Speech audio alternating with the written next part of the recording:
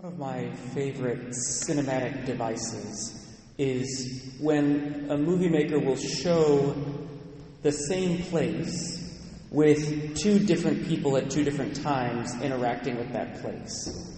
So maybe you have somebody 200 years earlier building something, and then later you fast forward to their great-great-great-grandchildren in that same house, and you recognize that same interaction.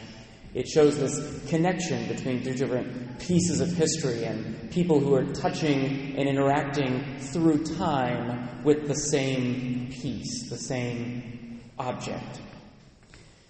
Now imagine that with the Scriptures. God has a tendency to prepare things thousands of years ahead of time and to do things that we don't really understand until they happen. An example, with the Transfiguration, Jesus up on the mountain, we see him with Moses and Elijah. And we hear all the time that, well, these two are there because they represent the law and the prophets. But Elijah is not the natural person to pick to represent the prophets. You would generally pick one of the major prophets, like Isaiah or Jeremiah.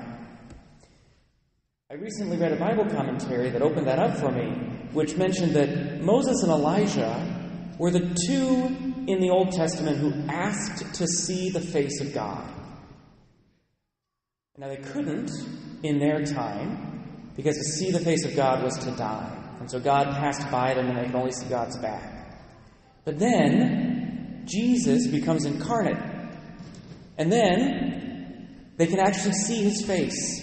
And so the Transfiguration was as much, well, probably more for them as it was for the Lord himself. Now that the Lord has a face, they can see him. And so you can imagine the way this would be portrayed in a movie. Moses and Elijah have God passing by, they can only see his back, and then the perspective changes, and you fast forward 1,000 years, and finally they're gazing upon the face of God, the true face of God, the face of Jesus. St. John's Gospel is known for its literary style and its irony. Reading through it, you can see all of these different places where we know what's happening, but the characters in the Gospel don't. And St. John really uses that to a great effect. And so you can see this dynamic I'm talking about used by St. John for incredible irony. Note, God is betrayed in a garden. In Genesis, God is betrayed in a garden. Adam and Eve in the garden take the apple, ignore the Lord, and do the opposite of what he asked them to do. Judas betrays Jesus in a garden. We don't have any reason to believe the Garden of Gethsemane was the location of the Garden of Eden, but you can still imagine that perspective shift. You can see Adam and Eve turning their back on the Lord, ignoring him, and pulling the apple that's in front of them. And then you can see, fast forward 2,000, 3,000 years, and Judas, standing in exactly the same place as Adam and Eve, betrays God. But now not behind God's back, but to his face. Kisses him on the cheek. God is betrayed in the garden. And when Jesus is incarnate, the sins that we commit against God are no longer committed against a spirit that we can't interact with. They're committed against a God we can see and touch. This whole very long discourse about whether Jesus is a king, and Pilate asking about his kingship, and the Jews rejecting the kingship. In the Old Testament, we have a big discussion around the time of King Saul about whether the Jews should have a king. They desperately want a king. And God says, no, you cannot have a king because I am your king. I am the ruler of the kingdom of Israel. If you have a king, you're going to abandon me, which is exactly what happened in the Old Testament. But eventually he gives in and he gives them a king. Now imagine that scene with the Israelites before King Saul, begging through the prophet Samuel for a king. Lord, we want a king. Give us a king. We want to be like our neighbors. Give us a king. And now fast forward 1,500, 1,000 years. And now those same leaders in Jerusalem are saying, we don't want a king. The only king we want is Caesar. Caesar is our king. If you let somebody become a king, he is an enemy of Caesar. They turned away from the Lord to have a king. But when the Lord becomes human, when he is in a place to serve as their king, then they reject the kingship. Fast forward those 1,000 years and you can see the perspective shift and the irony. The same people who beg to have a king reject God when God himself chooses to serve as their king. Jesus is crucified on a mountain. It's a hill, but the imagery is the same. It's a mountain. And you think of all those times where mountains show up in the Old Testament. Two particular ones, very important. One is Moses receiving the law of God. Well, again, the irony. Why do the Jewish leaders send Jesus to crucifixion? Because they say, we have a law, and that law says that he must die because he made himself into God. God gives the law to the Jewish people. And for centuries and centuries and centuries, they ignore that law. They abandon that law. They abandon it for neighbors, for political alliances like they have with Pilate in the gospel. They give it up. But then when God himself is present, then they're faithful to the law and send him to the cross on the same mountain on which they received the law. Second, and there are scholars who will say that this is in fact the same mountain, that true perspective shift where you fast forward 1,000 years and it's exactly the same place. The second is when Abraham is asked to sacrifice his son. Very possible, the same place. Very possibly that Golgotha is Mount Moriah. Abraham is asked to sacrifice his son. And when his son asks what he's doing and where they will find the sacrifice, Abraham replies, God will provide the sacrifice. God will provide the lamb. Fast forward 2,000 years. God provides the lamb on that same mountain, in place of Isaiah, in place of the Jews, in place of all humanity.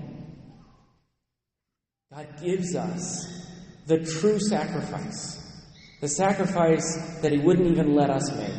He himself makes. Everything that we've ever done to God, our betrayal of him, our rejection of him, our turning away from him for political alliances, our lack of sacrifice, our lack of dedication, everything we've ever done to God, in abstract spirit, we do, as a race, unknowingly, to him in the flesh.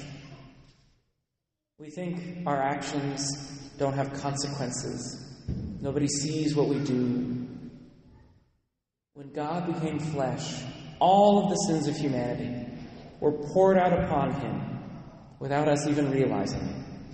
All the things we thought we could hide from the Lord, we do to him directly, personally, physically. And what does he do in return? He takes our place. He is the unblemished Lamb.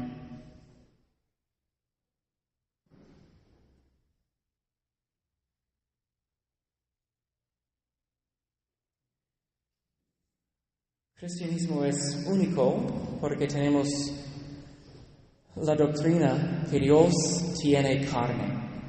Dios existe en este mundo. Entonces nuestra relación a Dios es diferente de todas las otras religiones.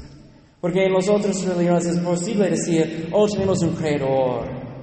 Tenemos esta existencia de un creador. Tenemos una relación abstracta con nuestro creador. ¿Por qué esta relación con nuestro Creador tiene distancia? Nuestro Creador es en el cielo, afuera de nosotros, aparte de nosotros. Nuestra tentación es decir, mis acciones son muy largo de Dios. La distancia es increíble. Pero no.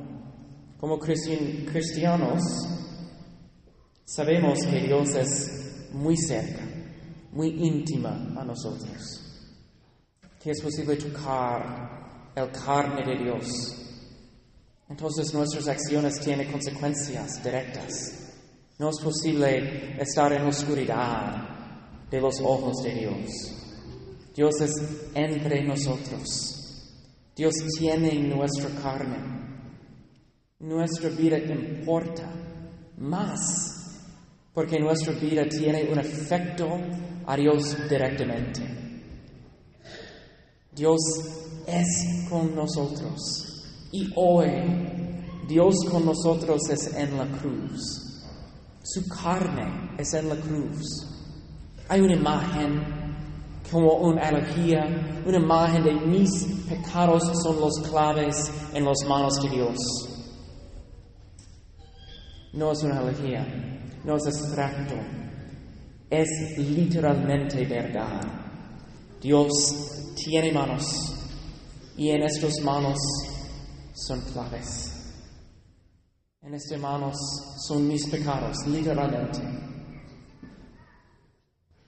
Gracias a Dios por su cercanía, pero tengo temor del resultado de esta intimidad.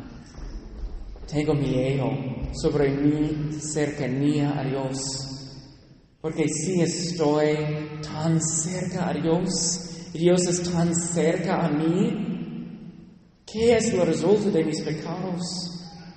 ¿O mi vida sin Dios? ¿O mis insultas? ¿O mis chismes? ¿O mi enojo? ¿Qué es el resultado cuando Dios es en mi lado?